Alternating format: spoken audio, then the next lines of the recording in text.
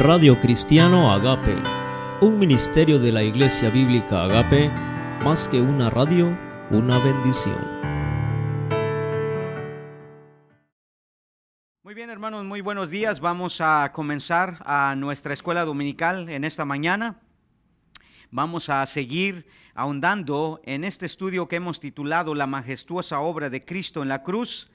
Y hemos dicho que el propósito de este estudio, hermanos, es tener una comprensión mucho mejor de la doctrina de la salvación. Hasta cierto punto podríamos decir que es un estudio teológico de la doctrina de la salvación. Así que a través de esta serie de estudios de escuela dominical que hemos estado haciendo, lo que hemos tratado es de primordialmente apreciar y conocer mucho mejor la doctrina de la soteriología, o sea, la doctrina de la salvación.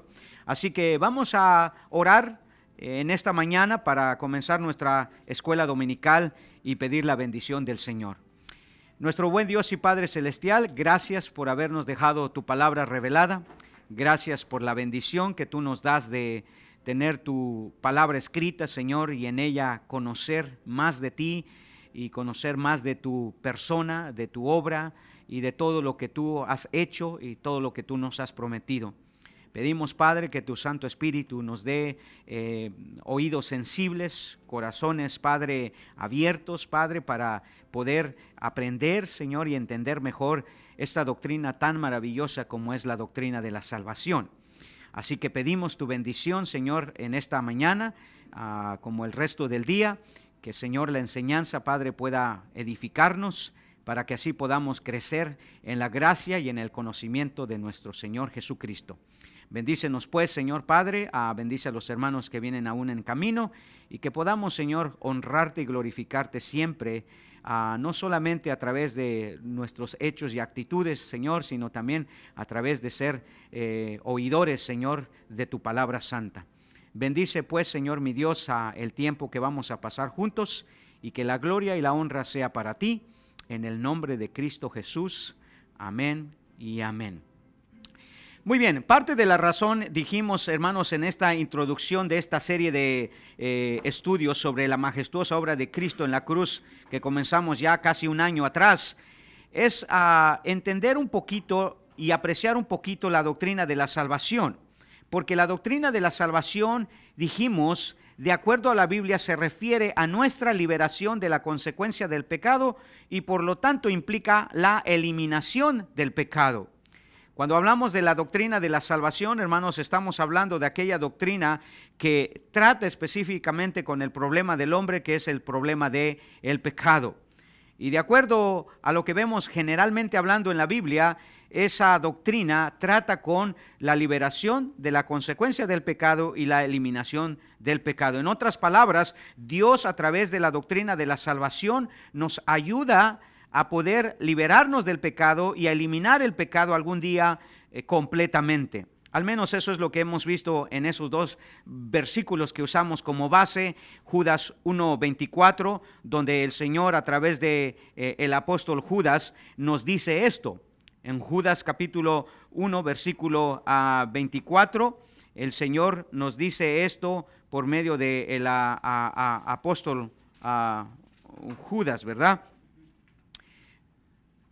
Mire lo que dice allí en Judas 1:24, el apóstol Judas dice esto: y aquel que es poderoso para guardaros sin caída y presentaros sin mancha delante de su gloria con gran alegría, al único y sabio Dios, nuestro Salvador, sea gloria y majestad, imperio y potencia, ahora y por todos los siglos. Entonces Dios, hermanos, algún día nos ha prometido que nos va a presentar delante de su presencia, dice, sin pecado, ¿verdad? Y para eso Él diseñó, si se puede decir así, el plan de la salvación.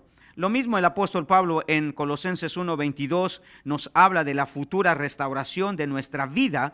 En Colosenses 1:22 el apóstol Pablo, hablando de la obra de Cristo, dice él: en su cuerpo de carne por medio de la muerte, para presentarnos santos y sin mancha e irreprensibles delante de Él.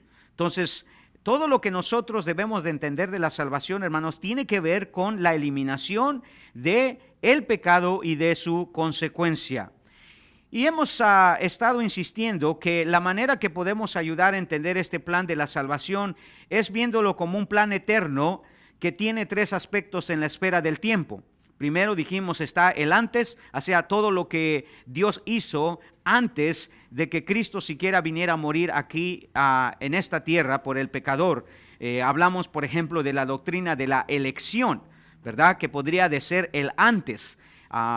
Y también hablamos de el ahora. Esta esfera del tiempo de ahora tiene que ver con todos esos elementos que incluye la salvación, como la santificación, el perdón, la justificación, la redención, la expiación, la propiciación, la sustitución y la reconciliación. También todos esos elementos de esta doctrina son puestos de alguna manera como el ahora en base a nuestra salvación. Y el después, que habla acerca de ese estado de gloria en la cual, hermanos, nosotros vamos a tener en el momento que el Señor nos glorifique, o sea, resucite nuestros cuerpos de la muerte y nos presente, como dice Judas, irreprensibles, santos, sin mancha y perfectos.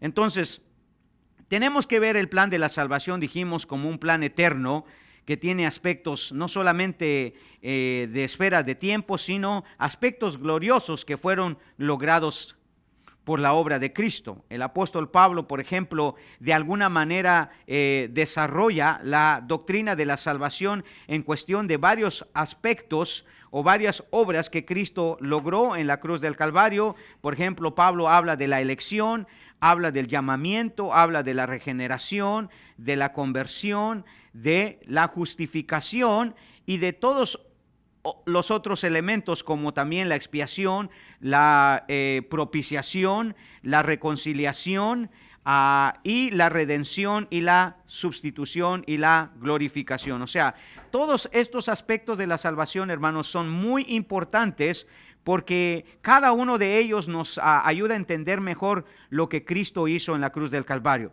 Y parte del propósito de estas lecciones, hermanos, es que pudiéramos apreciar más la doctrina de la salvación, la obra de Cristo. Ahora, varias semanas atrás empezamos con otro aspecto de esa obra majestuosa de Cristo lograda en favor de nosotros, y eso es la obra de la justificación o la doctrina de la justificación.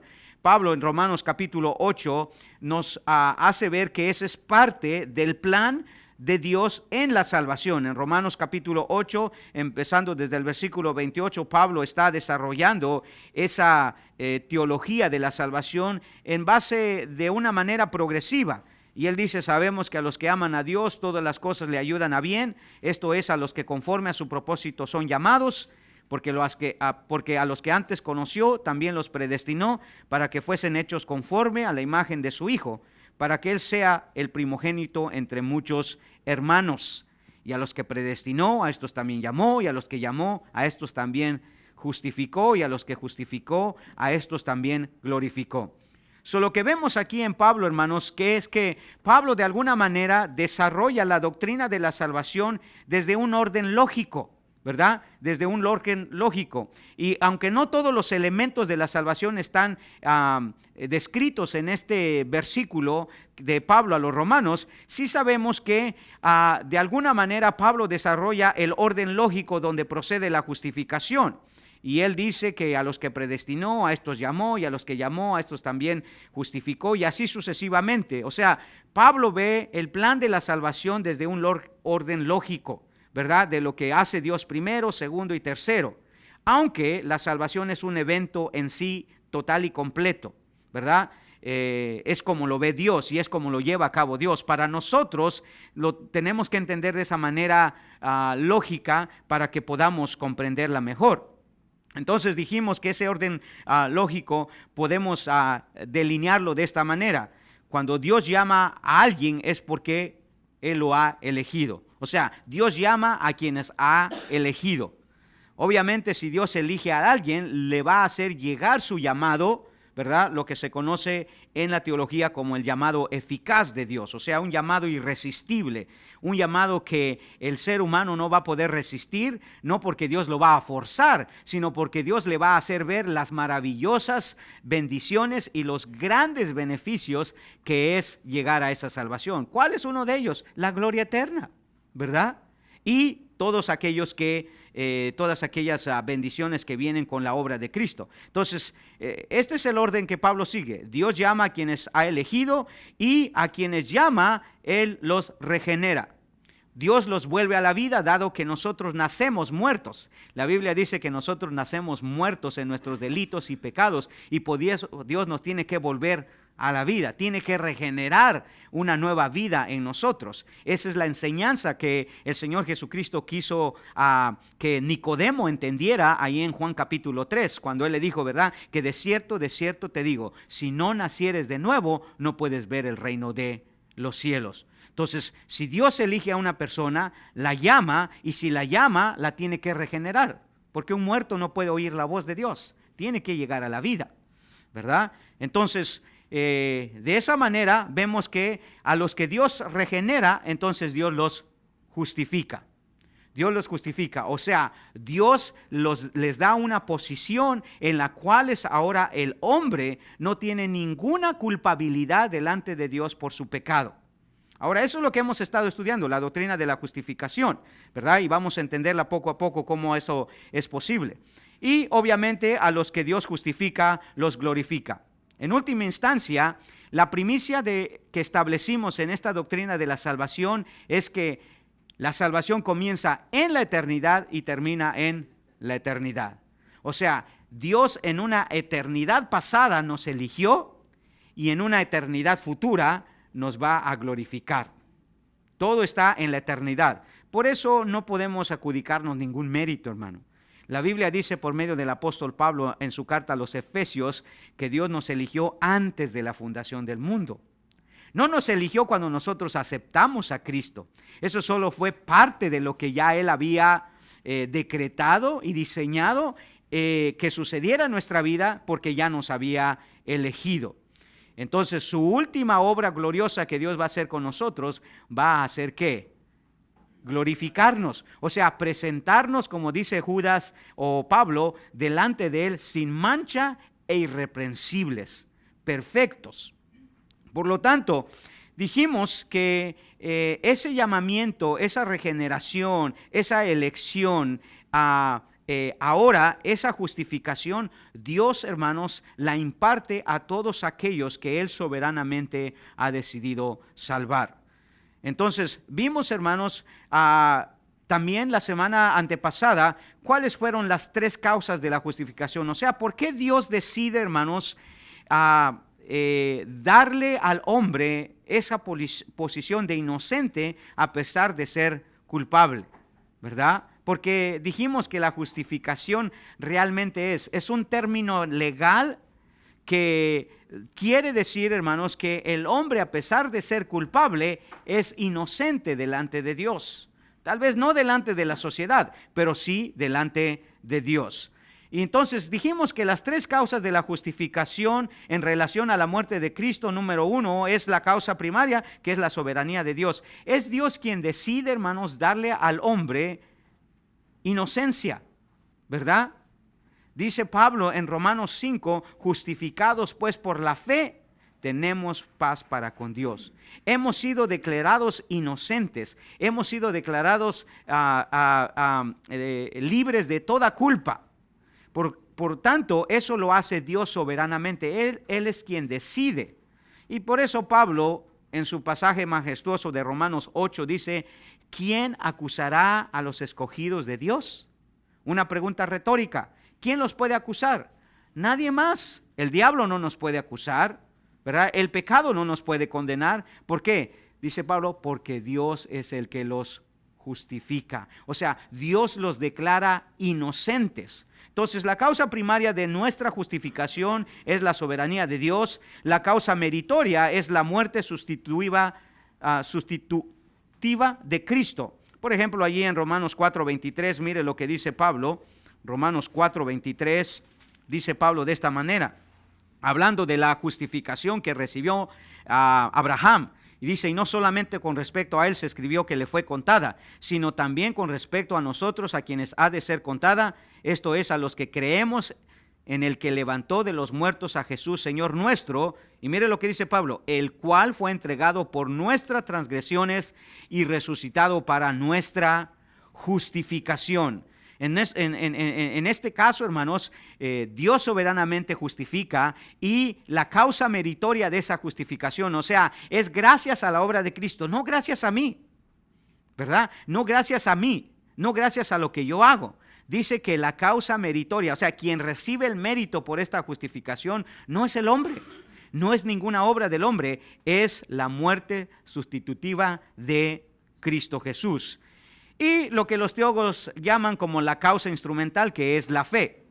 Dice Pablo allí que a los que creemos, ¿verdad? A los que creemos, dice, sino también con respecto a nosotros, a quienes ha de ser contada, esto es, a los que creemos en el que levantó de los muertos a Jesús, Señor nuestro. Entonces, las tres causas de esta justificación en relación a la muerte de Cristo: primero, la causa meritoria, la causa primaria, la soberanía de Dios; la causa meritoria, la muerte sustitutiva de Cristo; y número 3, la causa instrumental, que es la fe.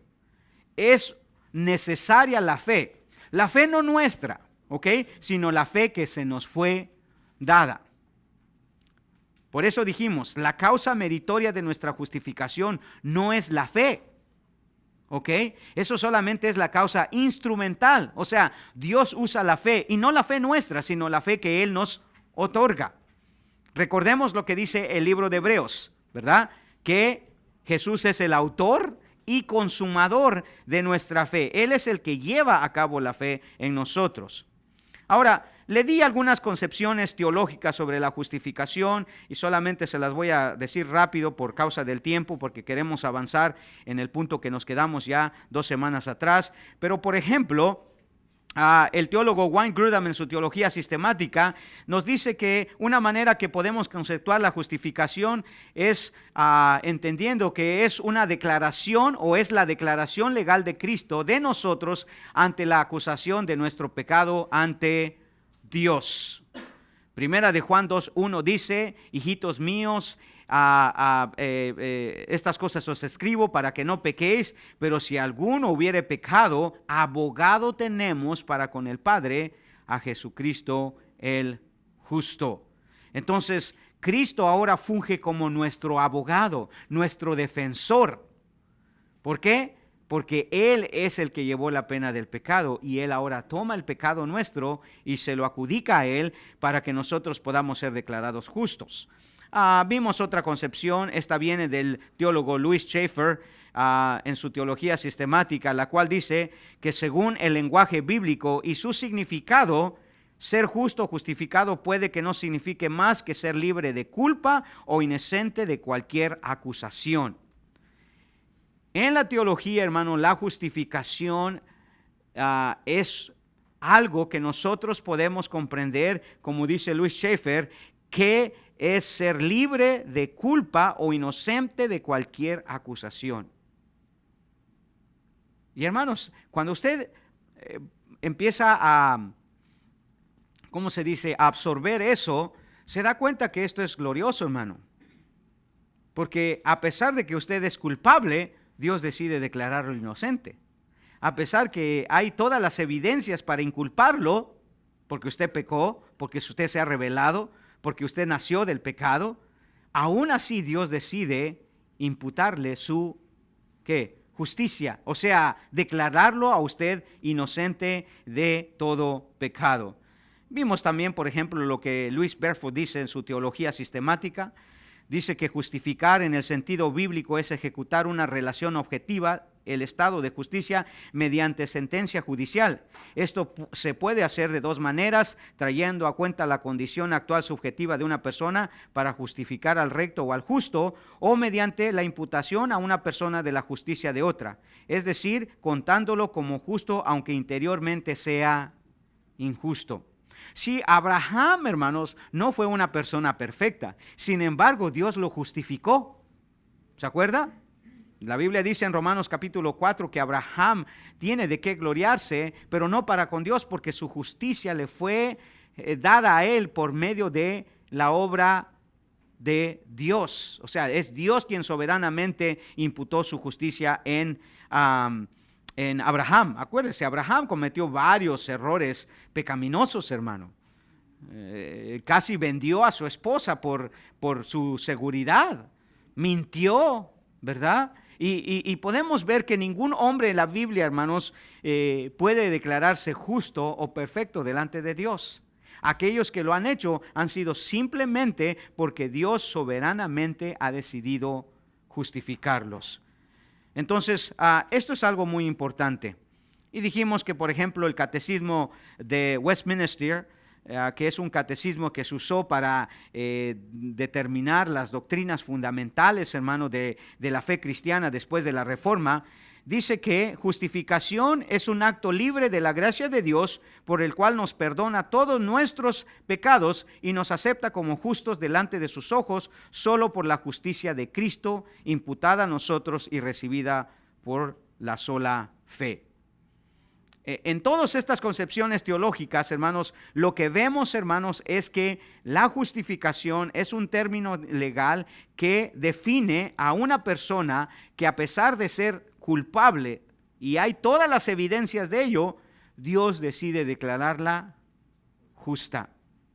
Dios decide declararla justa. Ahora, le dimos a lo que dijimos que era la idea básica de la justificación. Y de acuerdo a algunos teólogos, la idea básica de la justificación es que la justificación es el acto forense de nuestra salvación. Y hablamos sobre eso, ¿verdad? Que los médicos forenses se dedican a reunir todas las evidencias, ¿verdad? Especialmente en un crimen, todas las evidencias para poder inculpar a esta persona que es sospechosa de ese crimen. Y cuando reúne todas las evidencias, las presenta al juez y le dice, todas las evidencias apuntan que Manuel es culpable de pecado. No hay manera. Ha mentido, ha tenido malos pensamientos, ha robado, ha dicho malas palabras, ha quebrantado la ley, no ha amado a su prójimo como se debe. Y entonces no hay manera que Manuel se pueda justificar. No hay manera que Manuel pueda decir, oh Señor, pero mentí porque pues tenía que hacerlo, si no esto iba a suceder. No hay justificación, a menos que Dios decida o el juez decida decir no, sí es cierto, todas las evidencias apuntan que Manuel es culpable, pero yo decido que él sea inocente.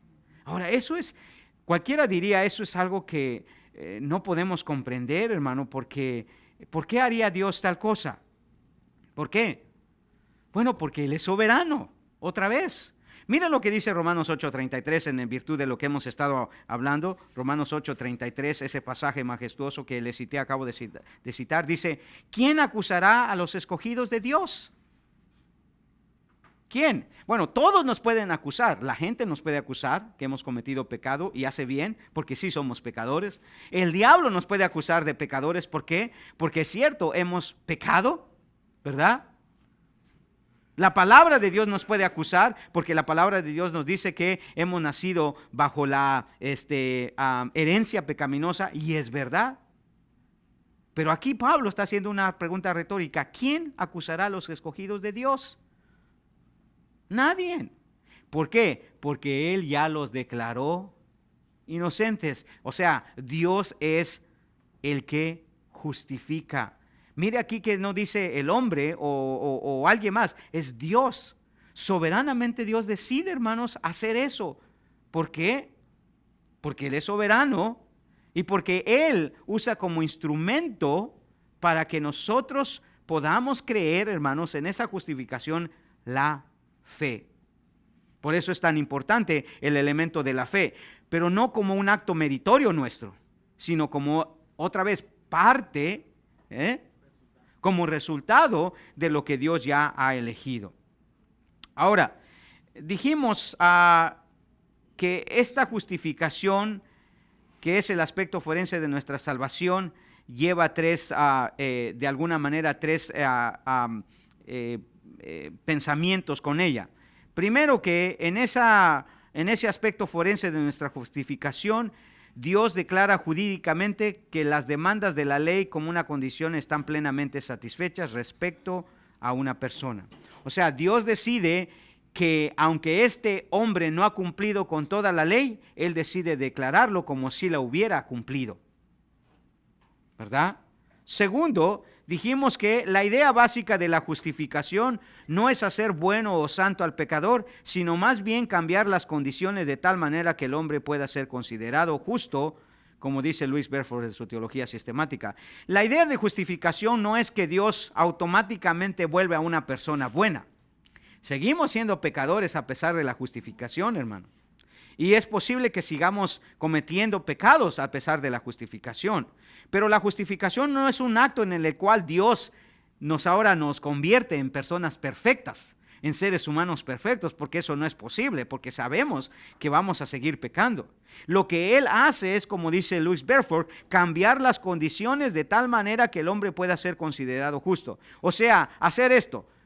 Somos culpables, pero Él nos pasa de la silla de los acusados, nos pasa a la silla de los inocentes.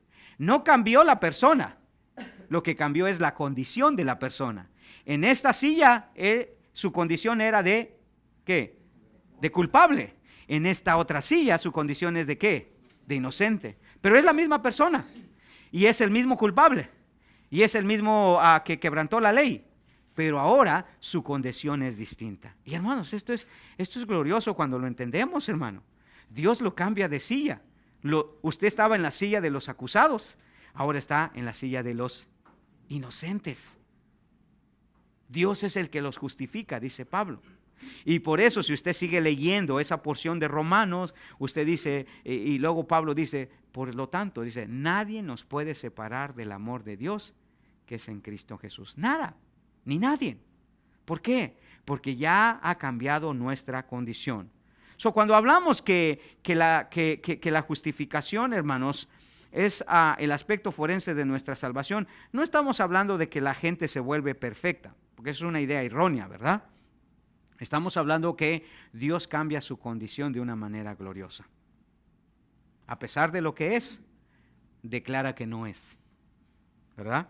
Y por último dijimos que denota el acto divino que Dios declara que los hombres quedan libres de culpa y son aceptables delante de Él. Lo más importante es esto, hermano. Cuando una persona es declarada culpable y es sentenciada, ante la sociedad esa persona queda marcada, especialmente en términos legales y en términos sociales, ¿verdad? Queda marcada. Y aquí, por ejemplo, cuando usted comete ciertos crímenes, quedan en su récord por toda su vida. Si usted, por ejemplo, viola a un niño, esa ofensa, hermano, queda en su récord toda la vida. No hay manera que se pueda borrar. Y entonces, usted no puede vivir de una manera, si se puede decir, limpia ante la sociedad. Usted es señalado como un exconvicto, ¿verdad? Como un expresidiario. Pero cuando hablamos de la justificación, hermanos, aquí denotamos el acto de Dios que declara que los hombres quedan libres de culpa y son aceptables delante de Él. No solamente que Dios no nos culpa, sino que Dios ahora nos hace parte de su familia. Y le di la ilustración la semana pasada, ¿se acuerda? Le di la ilustración. ¿Cuál fue la ilustración? Imagínese que yo soy un exconvicto, violador de niños, ¿verdad? Asesino. Y un juez me declara inocente de eso, ¿ok? Y le dice a la familia de Irineo, señor Irineo, ¿usted está dispuesto a aceptar a este exconvicto, violador, asesino, aceptarlo como parte de su familia y permitirle que sea parte de su casa ahora, viva en su casa, esté con su familia, con sus hijos? ¿Qué diría, hermano Irineo? No. ¿Cómo así? Dicen los colombianos. ¿Cómo así? No. No hay tal cosa. Pero si usted piensa, hermano, cuando Dios lo justifica, eso es precisamente lo que hace. Lo acepta. lo acepta y lo hace parte de su familia a pesar de lo rebelde, de lo inmoral, de lo pecaminoso, de lo mentiroso, de lo impuro y de todo lo que más usted se pueda agregar. Lo hace miembro de su familia, hermano. Lo acepta a usted y lo hace parte de su reino, lo hace parte de su pueblo. Y no solamente, lo hace rey y sacerdote. Imagínese. Y le permite vivir con todos los demás sus hijos, que muchos de ellos son inocentes de todos estos pecados que a lo mejor usted cometió. Se arriesga. Y quiero decirle, hermano, si lo podemos ver un poquito así, es un riesgo, hermano, el que Dios se toma, como dije la semana pasada. Incluir en nuestra familia, suponiendo que todos nosotros somos muy santitos, ¿verdad? Y que nos traiga un violador, exconvicto, asesino, a reunirse con nosotros todos los domingos, a tener compañerismo con todos los domingos. Con razón la gente tenía cierto rechazo, hermano, cierta incomodidad de cómo Cristo veía a la gente, porque Él se juntaba ¿con quién? Con prostitutas, con publicanos, con pecadores, y la gente religiosa decía, eso no es posible, esta es la chusma, este es lo peor de la sociedad. ¿Cómo puedes tú, siendo un rabino, un maestro, juntarte con esa escoria? Pero ¿qué dice el apóstol Pablo? Pero lo necio del mundo, lo vil, lo menospreciado, usó Dios o escogió Dios. ¿Para qué? Para avergonzar a los sabios. Sí, ninguna compañía, hermano, se atreve a contratar entre sus filas, hermano, a un exconvicto acusado de haber robado millones de dólares a una compañía. No se arriesgaría. ¿Por qué? Porque le puede robar otra vez. Pero Dios sí se arriesga a agarrar rateros, prostitutas, rebeldes, ¿verdad? Mentirosos, odiosos, criticones, argüenderos, chismosos. De todo incluye el Señor. Los justifica, los declara inocentes. Ahora, algo que vamos a empezar a ver hoy precisamente es que ¿de dónde surge la idea básica de esta palabra? Justificación. Bueno, la idea básica de la palabra es justo o recto, tal como dice en Génesis capítulo 15, versículo 6, allí se usa la palabra en el hebreo, Génesis 15, 6, mire lo que dice. Y este es hablando acerca de, obviamente, Abraham, que sabemos que no fue una perita en dulce. Tuvo sus problemas serios de moralidad, Abraham, hermano. ¿Ok? Serios. Pero mire lo que dice el versículo 6. Y creyó a Jehová y le fue contado por justicia. Ahora, la mayoría de la gente piensa que ganarse el favor de Dios es haciendo. La Biblia dice no. La manera que el favor de Dios viene sobre nosotros es creyendo. ¿Ve? Esa es la gran diferencia entre religión y relación, le he dicho. La religión es haz. La relación es cree. Cree en el Señor Jesucristo y serás salvo. No dice haz. Cree. Ahora, ¿el hacer es importante? Sí, siempre y cuando que el hacer sea después del creer, no antes del creer. Entonces aquí dice, y creyó a Jehová y le fue contado por justicia. Ese es el primer ejemplo que vemos sobre la idea básica de la palabra, justo o recto. O sea, Abraham creyó a Dios y Dios lo hizo recto. Dios lo contó como recto, como justo, como inocente. Y luego en Filipenses 3:9, cuando el apóstol Pablo habla de su propio testimonio, en Filipenses 3:9, mire lo que dice el apóstol Pablo. Ahora, Pablo, acuérdese, había logrado por mérito propio cosas increíbles en su tiempo y en su contexto, ¿verdad? Era del linaje de Efraín, era hebreo de hebreos, era un israelita de sangre pura, era un fariseo, o sea, de lo más alto nivel de religiosidad. Era, en cuanto a la ley, dice, perfecto, irreprensible. O sea, por méritos propios, Pablo podría ser considerado como justo, como una persona que no podía uno acusarlo de nada. Pero él sabía que por dentro de él había basura, por dentro de él también había pecado. Y mire lo que dice él. Y cuando habla sobre todas esas cosas que él había ganado, dice en el versículo 8, y ciertamente aún estimo todas las cosas como pérdida por la excelencia del conocimiento de Cristo Jesús, mi Señor, por amor del cual lo he perdido todo y lo tengo por basura para ganar a Cristo y ser hallado en él, no teniendo mi propia justicia. O sea, lo que yo soy delante de Dios no lo he logrado por mis propios méritos, que es la posición ahora de inocente, de justo, de recto. Dice, no lo he ganado por mi propia justicia, que es por la ley, sino por la que es por la fe de Cristo, la justicia que es de Dios por la fe. Entonces, ¿cuál es el aspecto de la justificación de la fe? Es el aspecto instrumental. Dios nos otorga la fe, hermano, ¿para qué? Para que podamos o para que Él pueda adjudicarnos la justicia. Y eso es lo que Pablo dice aquí. Yo no soy recto, no soy justo por mis propios méritos, sino por la fe que Dios me ha otorgado al creer en Él, Por lo tanto, hermanos, es sumamente importante esto.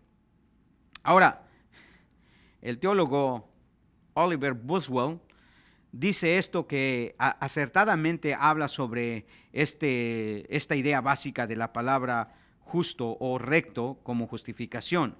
Él dice esto, se puede pensar en ella como un acto, o sea, de la palabra justo, de la justificación, se puede pensar en ella como un acto declarativo de Dios por el cual nos asigna nuestro estado de justicia con relación a su ley santa. Es el resultado o un aspecto de la expiación efectuada por nuestro Señor Jesucristo en beneficio de nosotros. O sea, Dios, hermanos, nos declara justos, rectos, inocentes, nos cambia de posición. La idea básica de la justificación, otra vez, de manera ilustrativa, es: usted está en el banquillo de los acusados y Dios lo traspasa al banquillo de los inocentes. Y en vez de que usted ahora sea condenado, usted va a ser salvo. En vez de que usted esté en las tinieblas, ahora está en la luz. En vez de que usted sea un hijo del diablo, ahora es un hijo de luz. Y en vez de que usted vaya a la condenación, ahora usted va a la gloria. Increíble. ¿Todo por qué? Por la obra que Cristo hizo en beneficio de nosotros. Y Dios lo declara. Él es el que nos declara justos, hermano. ¿Ok? Él es el que nos declara justos. Con razón los reformadores, hermanos, hacían hincapié en ese eslogan que ellos usaron, ¿verdad? Para hacer conciencia en la mente de los corazones de la gente que estaba erróneamente equivocado siguiendo una religión, específicamente la religión católica. Cuando ellos dijeron sola fides, sola gratia, ¿y qué más? Sola escritura. Sola fides, o sea, solo la fe y solo la gracia. No había nada más para salvar al hombre, hermano, para justificar al hombre. Y acuérdese, Martín Lutero llegó a esa conclusión después de estar un estudio profundo de la carta a los romanos, que es donde se encuentra en mayor extensión la doctrina de la justificación. Usted lea Romanos, Pablo constantemente está hablando sobre la justificación. Desde el capítulo 1 casi hasta el capítulo 12, ese es el tema de Pablo, la justificación, viéndolo desde varios ángulos y ayudando a aclararlo desde varias perspectivas, Pablo hablando de la justificación. Ahora, hay tres términos que es bueno que nosotros los mantengamos en mente cuando hablamos de la doctrina de la justificación. Por ejemplo, los términos que definen la justificación, el primero de ellos se encuentra en el Antiguo Testamento, que es el término hebreo hitzdik, que significa, hermanos, básicamente declarar judicialmente que el estado de uno está en armonía con las demandas de la ley. Todo lo que sabemos en la Biblia, hermanos, especialmente en el Antiguo Testamento, es que el hombre no es capaz de guardar la ley. No es capaz de guardar la ley. No puede guardar la ley. Y como no puede guardar la ley, automáticamente eso lo hace culpable de pecado. Y si es culpable del pecado, entonces tiene que recibir una sentencia. Y su sentencia es la condenación. La condenación.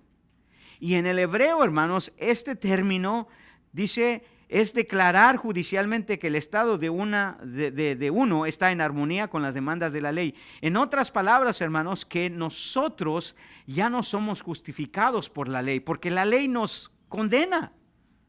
La ley nos acusa. La ley dice no mentirás y nosotros ¿qué hacemos? Mentimos.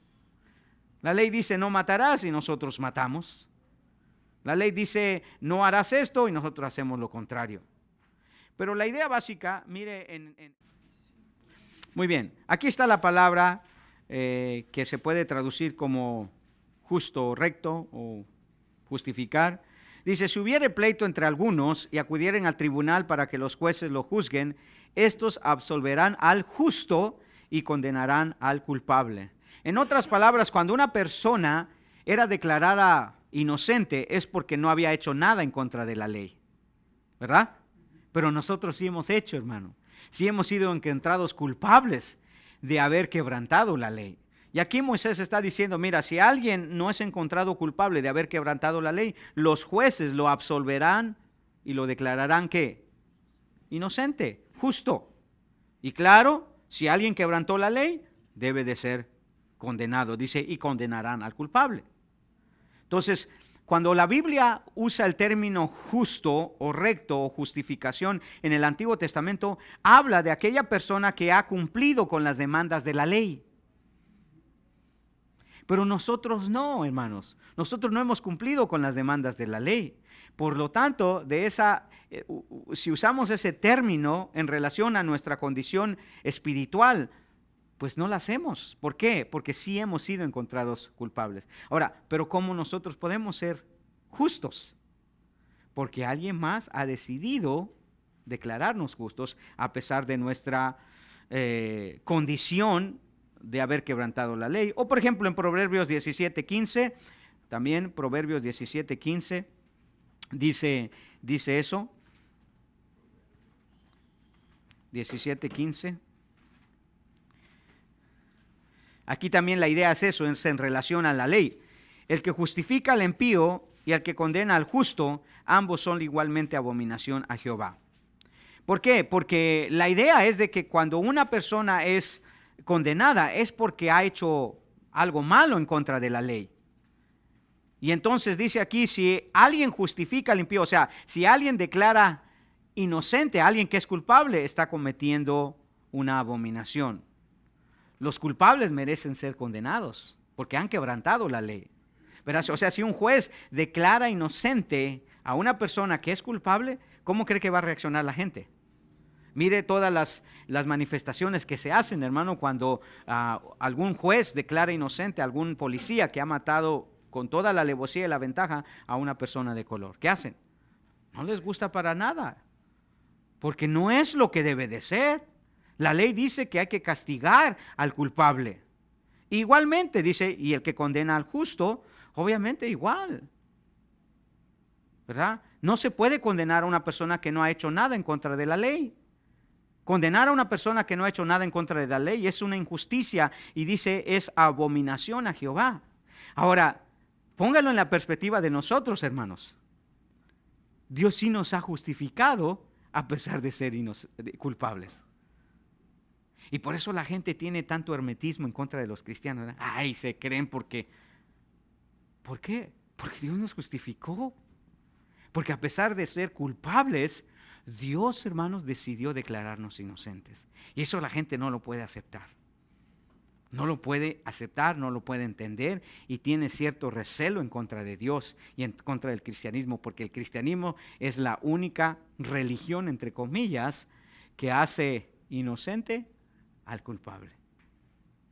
¿A poco tú te vas a ir al cielo si eres igual de pecador que yo? Si soy igual de pecador que tú. La gran diferencia es que a mí me cambiaron de banquillo. Tú sigues en el banquillo de los pecadores condenados. Dios, por su gracia, me cambió al banquillo de los inocentes salvos. ¿Me entiende? ¿Por qué? Porque el término justo siempre se refiere a aquella persona que ha cumplido con las demandas de la ley. Nosotros no las hemos cumplido, hermano. Nosotros somos culpables, pero aún así Dios decide, ¿qué? Declararnos inocentes. Increíble, ¿verdad? También otro término que se usa especialmente en el Nuevo Testamento es el verbo dikaio. Y ese verbo significa declarar justa a una persona. A veces se refiere a una declaración personal de que el carácter moral de uno está en conformidad con la ley. Ahora, fíjese bien, cuando una persona es declarada culpable en las cortes legales, hermano, y se encuentran todas las evidencias, esa persona tiene que ser condenada. Tiene que ser condenada. No tiene los estándares de conducta que una sociedad ha determinado por medio de sus leyes para que pueda ser inocente. Por lo tanto, tiene que ser condenada. ¿Verdad? Tiene que ser condenada. Esa es la idea que se presenta en Mateo 12:37. Si usted ve conmigo, Mateo 12:37, mire lo que dice el Señor allí. Porque por tus palabras serás justificado y por tus palabras serás condenado. Ahora, lo que significa esto, hermanos, es que cuando nosotros no tenemos un estándar moral, aún lo que nosotros decimos puede servirnos o para condenarnos o para justificarnos. Ahora, el problema con nosotros es, no importa lo que digamos, se han encontrado todas las evidencias que somos inmoralmente perversos, que no tenemos una pureza moral, en otras palabras.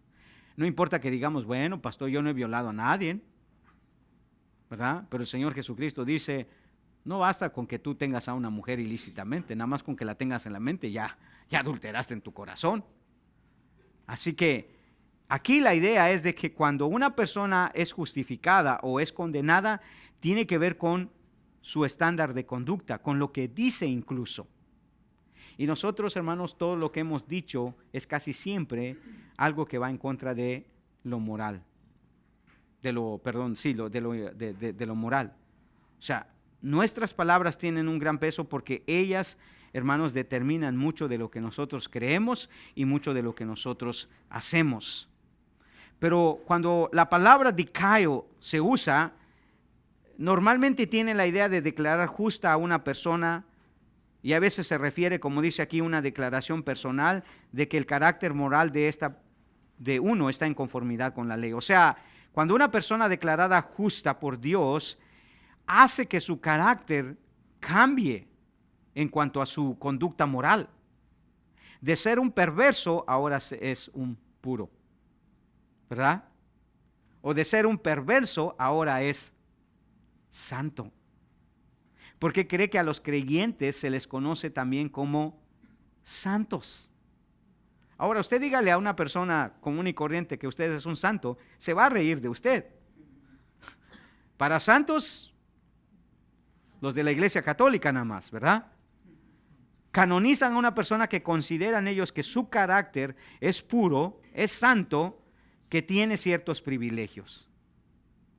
Y en la Biblia solamente se les denomina santos aquellos que han cumplido con las demandas de ese carácter y de esa pureza de santidad. Y nosotros no. Pero entonces, ¿cómo nosotros ganamos esa pureza y esa santidad? ¿A través de nuestras obras? No, a través de la obra que Cristo hace en nosotros. Él nos hace santos, Él nos hace puros. Él nos hace real sacerdocio y nación santa, dice Pedro.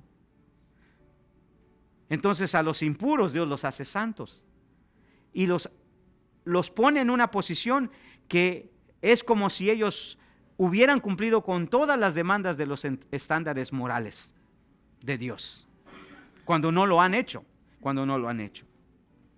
Un pasaje más quizá para aclarar este punto, Romanos 3:4, mire lo que dice, Romanos 3:4, el apóstol Pablo que habla mucho sobre ese asunto, mire lo que dice. De ninguna manera, o sea, Dios no ha anulado su fidelidad, hermanos, porque nosotros no hemos cumplido con las demandas de la ley. Acuérdese, Dios estableció una ley ¿para qué? Para que la guardáramos. Pero como no la hemos guardado, Pablo dice, ¿a poco eso anula la fidelidad de Dios? O sea, ¿por qué? Porque no guardamos la ley, entonces Dios va a condenar a toda la gente. Bueno, sí lo puede hacer, es soberano. Pero aquí entra algo muy importante. Dice Pablo, de ninguna manera, antes bien sea Dios veraz y todo hombre mentiroso, como está escrito, para que seas justificado en tus palabras y venzas cuando fueres juzgado. ¿Qué es lo que está diciendo Pablo? Pablo está diciendo, mira, Dios ha establecido una demanda para la conducta del ser humano, pero cuando ese ser humano falla, Él puede contar con la soberanía de Dios que está dispuesto a justificarlo. Ahora, mire lo que dice Pablo enseguida. Y si nuestra injusticia hace resaltar la justicia de Dios, ¿qué diremos? ¿Será injusto Dios que da castigo? Hablo como hombre. En ninguna manera, de otro modo, ¿cómo juzgaría Dios al mundo? Lo que Pablo está determinando, hermanos, es que la justicia de Dios es la que hace posible nuestra justicia. Porque si nuestra justicia fuera puesta delante de Dios, Él nos podría condenar tranquilamente. Pero cuando Dios va a hacer juicio con aquellos que Él ha justificado y con aquellos que no fueron justificados, Él va a tener todo el derecho de castigar y condenar a aquellos que no fueron justificados. ¿Por qué? Porque Él nunca los declaró justos. Él nunca los declaró justos. Y va a tener todo el derecho de hacerlo. Hermano, Dios tiene todo el derecho de condenarnos, de castigarnos. Pero la única razón por la cual Él no ahora va a aplicar su justicia o su juicio sobre nosotros es porque ya nos quitó del banquillo de culpables al banquillo de inocentes. Y si no hay nadie en el banquillo de culpables, ¿a quién van a culpar? A nadie. A nadie. No pueden. Dios ya no nos puede condenar, hermano. ¿Por qué? Porque Él mismo decidió justificarnos. Él mismo. ¿Basado en qué? En su sola y pura soberanía. Y si Dios es con nosotros, dice Pablo, ¿quién contra nosotros? Ese es el contexto de lo que Pablo dice, ¿ok? La justificación. No es que si Dios es con usted, usted se puede ir a echarle bronca a los cholos. No.